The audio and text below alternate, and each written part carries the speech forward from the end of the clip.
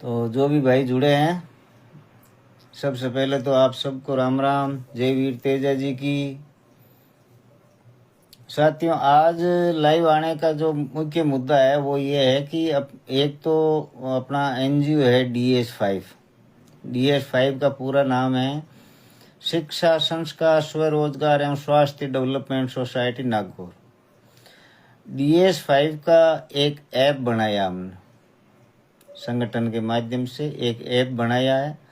और उस ऐप का उद्देश्य सिर्फ इतना है कि जो भाई अपनों की मदद करना चाहता है वो उस ऐप से जुड़े, किसी भी तरह की हेल्प करना चाहता है वो उससे जुड़े। हेल्प लेने की उम्मीद से कोई नहीं जुड़े। जो जुड़ेगा वो उस ऐप के अंदर जो मौजूद सदस्य उनकी हेल्प करेगा।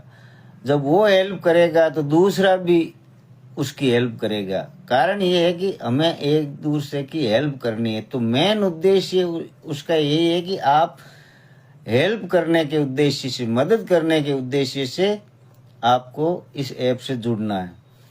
अब इस ऐप में होगा क्या, इस ऐप के अंदर आपको डाउनलोड करके और ऐप के अंदर अपना जो व्यवसाय है वो आपको उसमें ऐड करना है, उसका एड्रेस लिखना है। उसके अंदर आप क्या क्या सामान बनाते हो, क्या बेचते हो, कहाँ स्कूल है आपकी, कहाँ कॉलेज है आपकी, कहाँ कोचिंग सेंटर है आपका, कहाँ हॉस्पिटल है, मतलब आप जो भी धंधा कर रहे हो उसका पूरा उसमें आप हवाला दोगे। अब मैं मान लो जैसे मैं चाहता हूँ भाई मैं मेरे अपने लोगों की हेल्प करूँ, तो मेरे को मोबाइल लेना है तो मैं ये समझूंगा कि भाई अपनों से ही मोबाइल के पैसे तो सब जगह ही देने हैं और जिससे भी लेंगे वो 5 रुपये मुनाफा कमाएगा, तो क्यों नहीं हम अपनों का मुनाफा दें।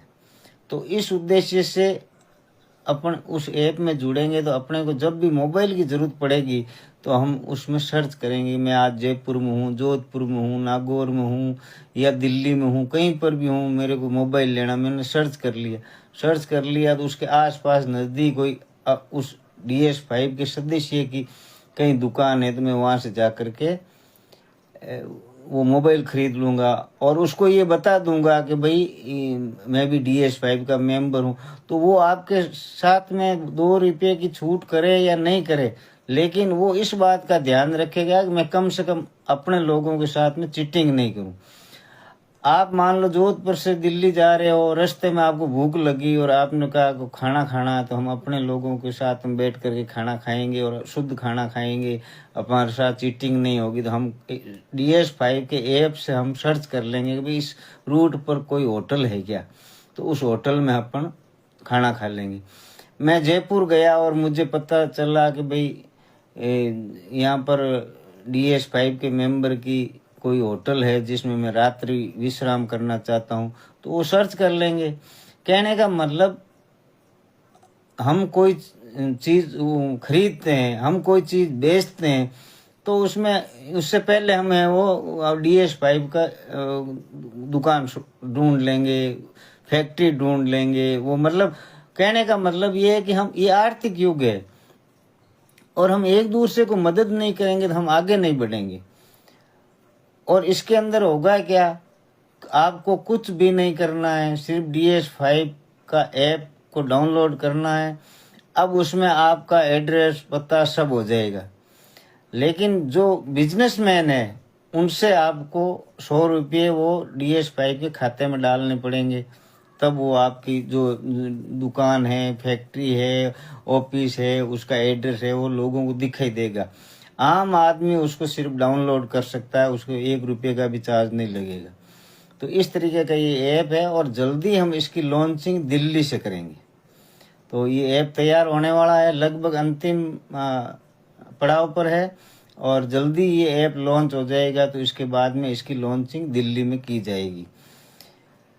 अब दूसरी बात है कि भाई गर्मियों की छुट्टियां आ रही है, गर्मियों की छुट्टियां आ रही है तो DS5 के सभी मेंबर इस बात को लेकर के चिंतित है कि भाई हमको DS5 के द्वारा संस्कार शिविर लगाना है कि नहीं लगाना है। तो इस लाइव के माध्यम से मैं उनसे निवेदन करूंगा, आप सबकी राय है, वो भी कमेंट में ज़रूर लिखें। करना है नहीं करना है ये भी राय देना है। और फिर संस्कार शिविर कब करना है, कहाँ करना है, किस तरीके से करना है, वो सारी बातें आप कमेंट में लिख सकते हो और अपनी राय दे सकते हो।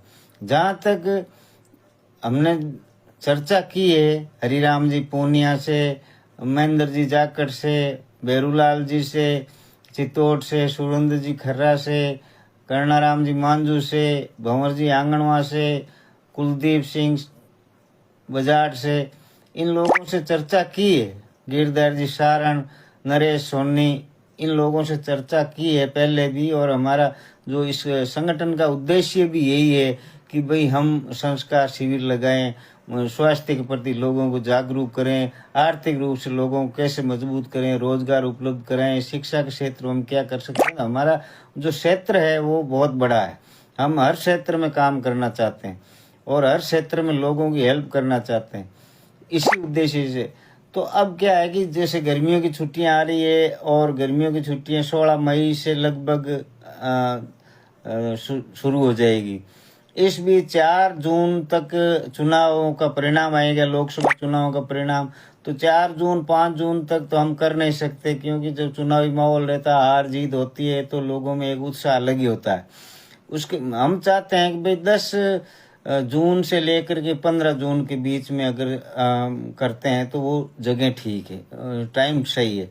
और इसके बाद में भी हम शादी समारोह इस टाइप का है वो माहौल, वो भी हम देख लेंगे। तो कहने का मतलब ये है कि संस्कार शिविर अब आज के ज़माने की जो है ज़रूरत है और उसको फिर से शुरू किया जाए। पहले 10 संस्कार शिविर हुए थे, उसके परिणाम भी बहुत बढ़िया थे और उससे जो युवा निकल करके आगे बढ़े वो उनके घर परिवार के लोग भी आज सुखी है, पति पत्नी भाई बहन माँ बाप दादा दादी सब के प्रति उनका व्यवहार ठीक है। तो ये संस्कारों की देन है कि संस्कारों से हर आदमी है वो कोई भी काम अच्छा ही सीखता है। और संस्कारहीन लोगों की वजह से आज पूरे देश में समाज में सब जगह भदड़ मची हुई है। मतलब इन संस्कारहीन लोगों की वजह से ही लोग आज दुखी है, बाकी दूसरा दुख नहीं है, आर्थिक दुख इतना नहीं है। घर के अंदर संस्कारवान बच्चे बहू बेटी नहीं हो ना तो माँ बाप का जीना आराम है। तो ये वहाँ घर में पैसे खूब पड़े उससे क्या फर्क पड़ेगा। पैसे तो वो सिंघानिया जो औरत है वो उसका बेटा बम्बई में रहता था और उसकी लाश 6 महीने मतलब 6 महीने पुरानी लाश मिली। इसका मतलब 6 महीने तक उसके बेटे ने माँ से बात करने की जरूरत नहीं समझी। तो ये है संस्कारहीनता। तो संस्कारवान जो व्यक्ति है उससे पूरा परिवार सुखी रहता है, समाज सुखी रहता है, देश सुखी रहता है, सब रहता है। और संस्कारहीन लोगों से पूरी दुनिया दुखी रहती है। तो हम चाहते हैं कि हमारे युवा संस्कारवान हो, किसी भी जाति और धर्म का हो। जब वो संस्कारवान होगा तो समाज में अच्छा ही काम करेगा, किसी से पंगा नहीं लेगा, किसी की बेइज्जती नहीं करेगा, किसी को अपशब्द नहीं बोलेगा। तो ये सारी चीजें झगड़े की जड़ है, लड़ाई की जड़ है। और आपके जीवन में जैसे किसी के अच्छे संस्कार है तो उसके आदि जीवन की समस्या ही समाप्त हो जाती है। संस्कारवान व्यक्ति के लिए हजारों लोग काम देने को लिए तैयार है कहाँ संस्कारवान लोग। तो ये है संस्कार शिविर की बात। और इसको शिविर को लगाने के लिए जल्दी आपको समय और स्थान तारीख सब तय करके बता दी जाएगी। और अपने परिवार रिश्तेदारों के कहीं पर भी जो बच्चे छोटे हैं, जो 10-12 साल से लेकर 17-18 साल की उम्र के हैं, उन बच्चों को आप संस्कार शिविर में ज़रूर भेजें। और इसकी तारीख भी फेसबुक के माध्यम से भी आपको पता चलेगी।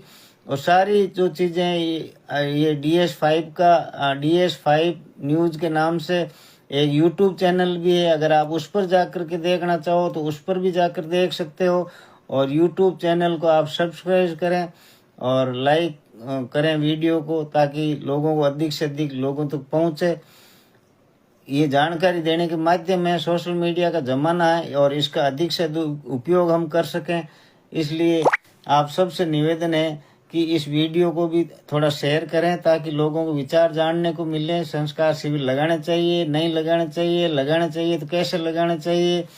और संस्कार शिविर के अंदर जो हमारी थीम है संस्कार शिविर की, जो पुरानी थी पहले 10 साल पहले 10 साल तक लगातार हमने किया था काम, उस काम को फिर से शुरू कर रहे हैं। लोगों की मांग है, चाहे यूपी में जाओ, चाहे दिल्ली जाओ, हरियाणा जाओ, मध्य प्रदेश जाओ, कहीं पर भी जाओ, जब भी जाता हूँ तो भाई वो एक ही बात कहते, भाई साहब और तो कोई बात नहीं, आप घर बैठ गए तो, लेकिन संस्कार शिविर तो आप जरूर करो।